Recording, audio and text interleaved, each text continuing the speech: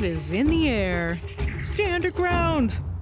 Nah, love is one of the greatest parts about being a human. Animals experience it a bit differently. Mating is simultaneously one of the weirdest, grossest, most beautiful, and most common things in nature. Across the animal kingdom, animals have developed strange ways of finding a potential mate, making those potential mates like them back, and then finally actually doing the deed. Hi, I'm Danielle Dufault, and you're watching Animalogic Second Nature. You've probably already heard of the bonobo's sex life and of the bedbug's traumatic insemination. But we're digging deeper to understand why they want it that way. And what does that say about us as a species? Let's start from the beginning. Mating started to appear over 1 billion years ago. We don't know exactly how or when, but very likely the first thing to ever mate was a single-celled organism. These little guys had a big problem to solve: how to fix DNA damage. At some point, a cell used another cell's DNA to eliminate harmful mutations in its own genome. Over time, this developed into meiosis, where the DNA of two separate individuals gets combined to produce a new baby cell. Just a couple 100 million years later, different members of the same species specialized in making specific types of sexual cells. Some made tons of little cells that basically only carried DNA, called sperm, while others made fewer but much larger cells that contained DNA, but also energy and nutrients for the baby to develop. These are the eggs. And just like that, sexual reproduction the way we know it became commonplace among all complex animal species.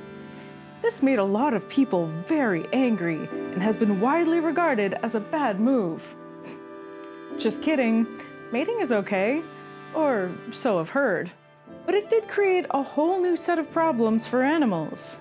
On top of constantly having to look out for food and hiding from predators, they also had to find someone to mate with. If you are a sperm-producing animal, you have to compete with a bunch of other dudes for access to the egg. And if you have an egg, you have all these sperm makers trying to get to it. Thankfully, some weird, hilarious, and ingenious ways of charming the other sex appeared. These are some of the ways males stand out from the competition and get themselves a mate. Birds put on elaborate displays. The birds of paradise puff up their feathers and do elaborate, dramatic, interpretive dances.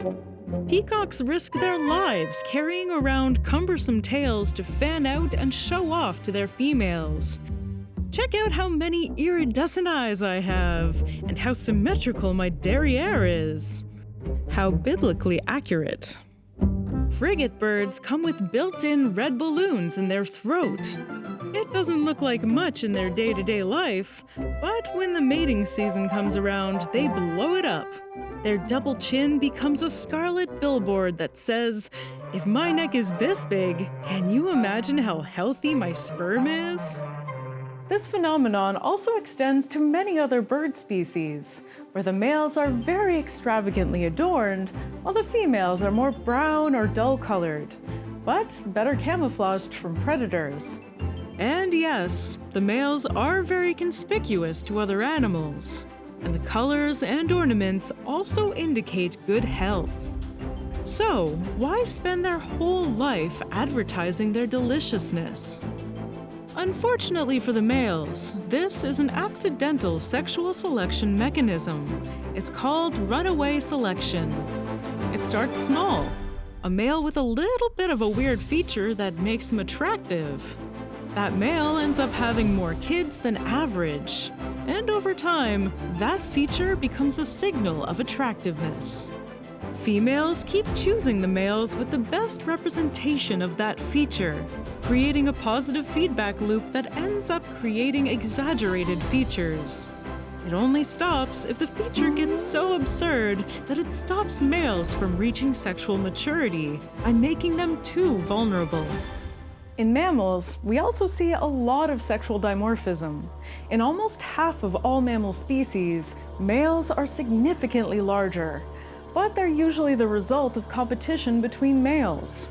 Males grow larger to fight each other, or develop secondary sexual characteristics to show off their fitness. Just guys being dudes. The most extreme examples are marine mammals.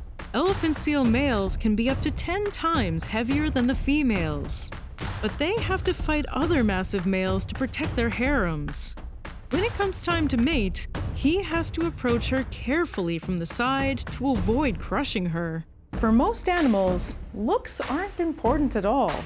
For them, it's all about chemistry. And it makes sense. Chemoreception was the first sense to appear, and it's still the one sense most animals rely on to navigate their way around the world. Pheromones can be used to find a potential partner, to see how fit they are, and to see if it's the right time to mate. This information is usually encoded in the urine, but it's sometimes emitted in more PG secretions. Mammals process this information partly with their Jacobson's organ, a secondary olfactory organ right above the roof of their mouths. You might have seen cats make funny faces when they smell something unusual, but it's not because they're grossed out, but because they're really paying attention to the smells. It's the chemoreception version of squinting a little bit to get a better view. But, and here's a curveball for you guys, what if the pheromones lied? Red-sided garter snakes are the northernmost reptile species in the Western Hemisphere. When the males come out of their winter slumber, they're both very hangry and extremely frisky. They all emerge roughly at the same time in events that see thousands of snakes show up in unison. The males are more interested in mating than in food, so they wait by the entrance, and when a sexually mature female shows up, they swarm her, forming these massive mating balls. From a distance, it looks like a bacchanal out of a 70s movie, but it's really just a bunch of males surrounding a female. The males can easily find a female among the reptile sausage party, thanks to her pheromones. But another factor in the equation is that the snakes emerge very cold. And being cold-blooded animals, they need the sun or other heat sources to get warm. That's why some males have learned to weaponize these mating balls for their benefit. The secret ingredient is crime. In this case, identity theft. Some males produce female pheromones, so when they emerge, a lot of other males surround him and massage him until he's warm. After that, the other males might be tired, hungry, or satisfied, and leave the dens, leaving these imposters to mate with the females with less competition. Hey, they say that all's fair in love and war, and in the case of these snakes, they're the same thing. So good job on your villainy, Mr. Imposter Snake. Group mating is really not that weird in the animal kingdom. In some cases, millions of individuals can meet for a brief but frantic makeout sesh. One of the greatest examples of this is the horseshoe crab. Every year, around Mother's Day, horseshoe crabs arrive to the shores of the American Northeast to mate. Females lay up to 4,000 eggs, and males stick right behind them, physically holding onto them to fertilize the eggs externally as she lays them. Oftentimes, the males will form a literal conga line behind the female. The tide then washes the fertilized eggs back into the sea.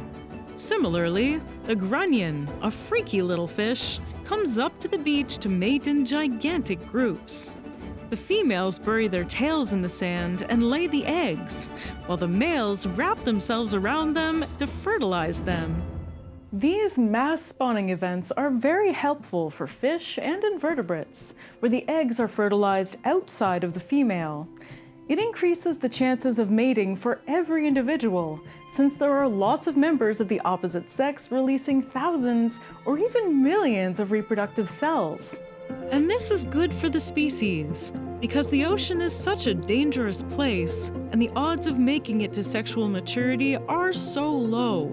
that producing thousands of babies at the same time is the best way to ensure at least a couple of them make it. Another way to ensure mating is being a sexual parasite, like male anglerfish. In some cases, the tiny male attaches himself to the larger female by biting her and releases enzymes to fuse his mouth to her body.